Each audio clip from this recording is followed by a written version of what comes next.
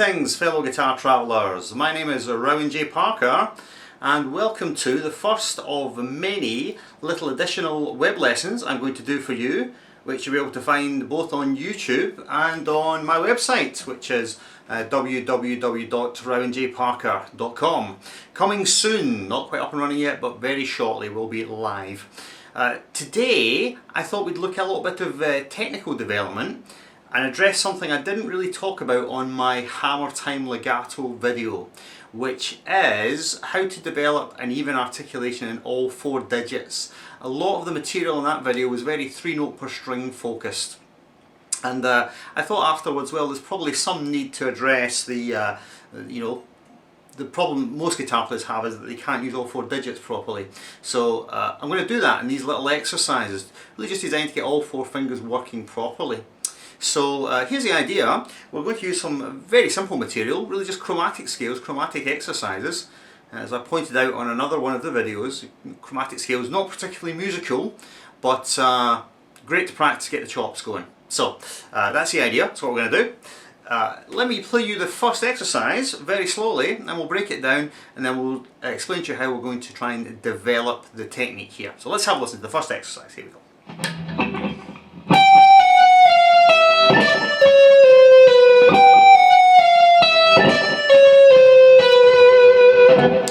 Which I'm sure sounds fairly bizarre at that tempo. It's very simple. We're going to descend down from E15 here, high E15, 14, 13, 12, and then onto the B string. It's the same thing, 15, 14, 13, 12, right? And we're going to pick first note, and then we're going to pull off the other 3 notes. And we'll go to the next string, the same thing, pick, pull off 3 notes, right? Now, let me play this a bit quicker just so you can hear what it sounds like when it's quickly played, and then I'll talk about some of the difficulties that players tend to have with chromatic stuff. Let's have a listen.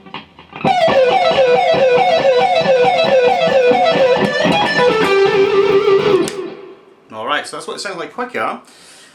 The problem that you'll probably find if you try and play this is it will feel like your second and third fingers are kind of stuck together, welded together, and you can't separate the notes between your third and second digit. And this is incredibly common, and in fact when I was learning I had exactly the same problem. I had the ability to do 3-note per string things quite well, but when I tried to play 4 notes on a string I really couldn't do it, and I made me realise that it was because of this extremely weak third finger. So I worked a lot on it trying to develop it, and I developed this chromatic stuff, and it seemed to really help.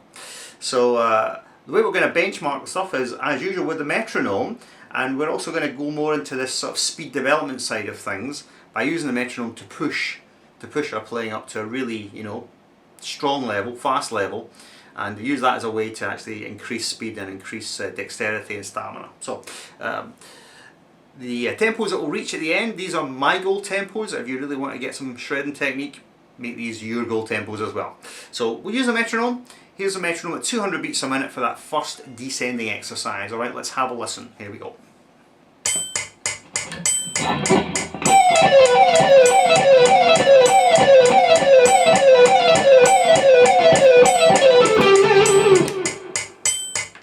Okay, seems perfectly cool at 200. So what we're going to do here is we're going to speed it up quite a lot. So let's jump up to, say, I don't know, around about 240. Let's try.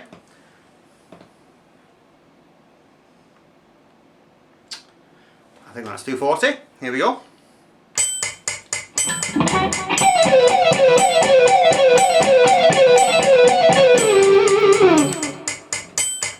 Seems okay at 240 as well. Let's speed up even more. Let's go for, say, 280.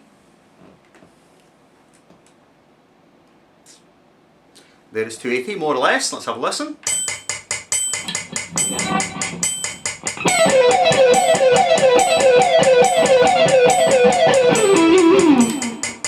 Alrighty. So, seems to be there at 280, and let's approach my final go tempo, which is the big 300, the big 300. So, let's try.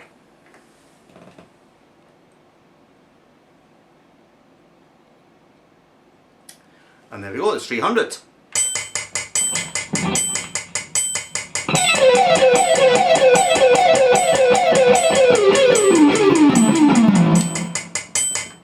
My goodness, I think after reaching 300 you may say, this is Sparta. However, moving on from that Gerald Butler joke, let's show you the next exercise, which is just the reverse of the previous one. So instead of descending with pull-offs, we're going to ascend with hammer-on. So let's listen to this one.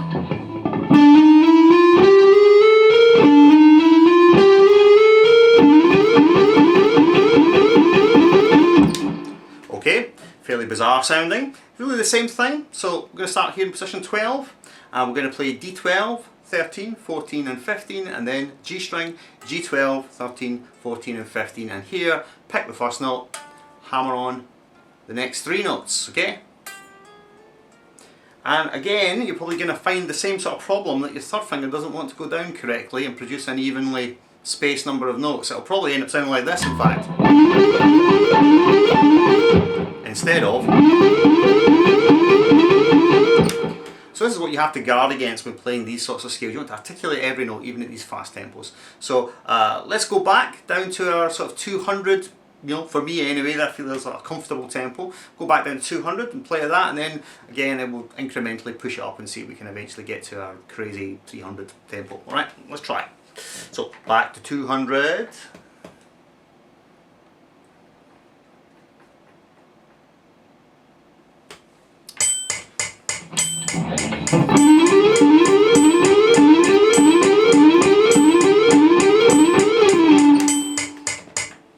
And you can see that because we went down to 200, whereas previously we were playing at 300, 200 seems pedestrian, which is an odd thing to say about a tempo which is usually regarded as being extremely quick, but it's all relative, you see. So in this case, for me anyway, 200 almost felt slow.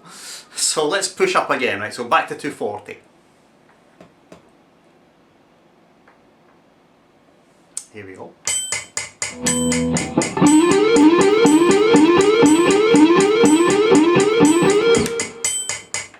That's fine as well. So let's push to 280.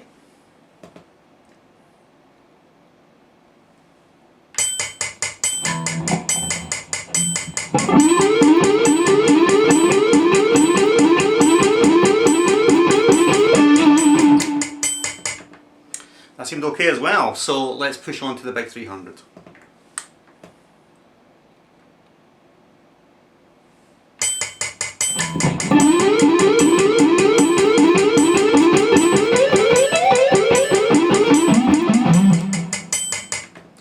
Okay, it's there as well. Now, I'm not saying that these exercises are necessarily musical, particularly musical, though if you're into, you know, jazz and fusion, there's a lot of chromaticism that you'll find coming into your playing. So this actually might be genuinely musically useful. But at the moment, really, it's just a vehicle for us to develop the dexterity in the left hand. Alright, so let's present you the next idea, which is a very simple idea. A lot of guitar players practice this as a warm-up exercise. It's an in-position chromatic pattern. So it's not actually a chromatic scale, just a chromatic pattern. Sounds like this.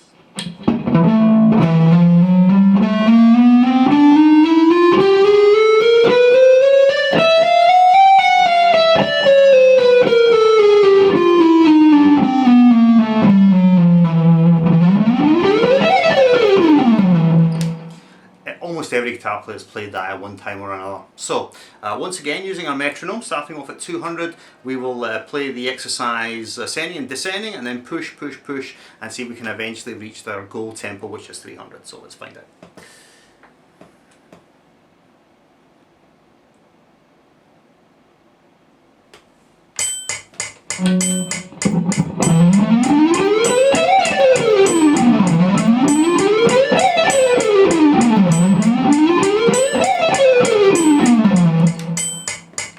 Again, 200 seemed pedestrian, so let's crank it up. 240.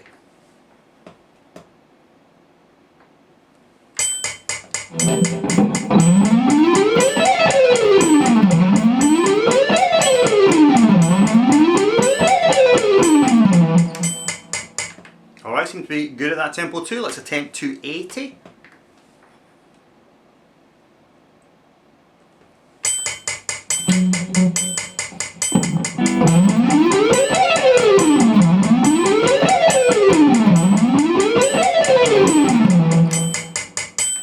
feel that's getting difficult, let's attempt 300.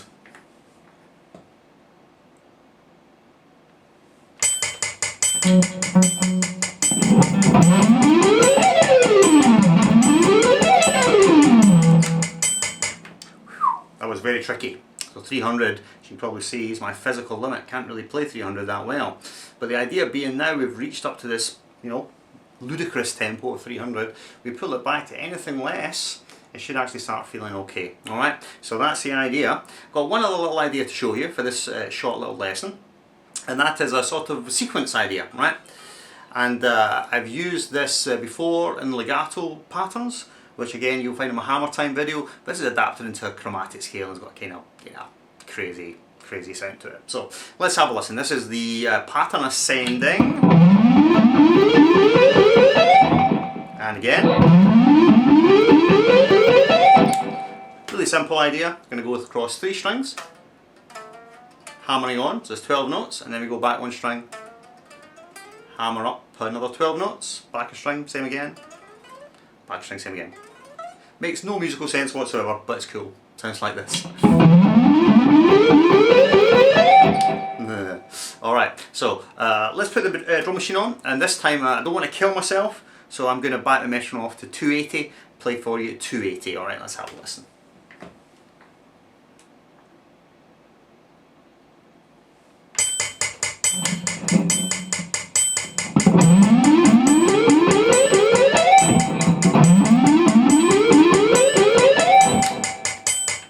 Interesting thing I noticed there is because the last exercise attempt 300, really killing myself at 300, at 280 actually felt comfortable, felt relaxed, it was all flowing well. So this is the idea of it, you know, getting the chops to an extreme level. As you push the tempos up to something insane, pull it back, should be manageable. Let's try the descending version of this lick now. It should sound like this one.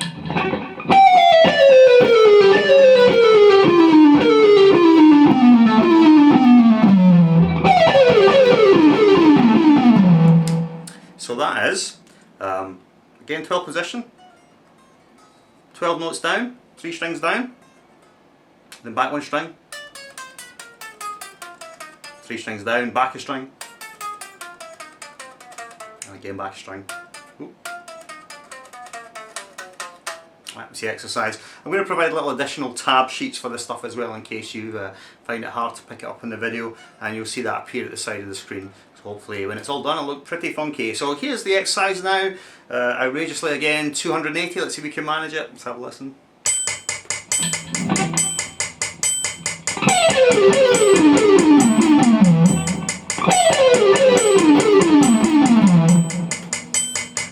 Alright, and let's combine the ascending and descending halves together, see if we can manage that.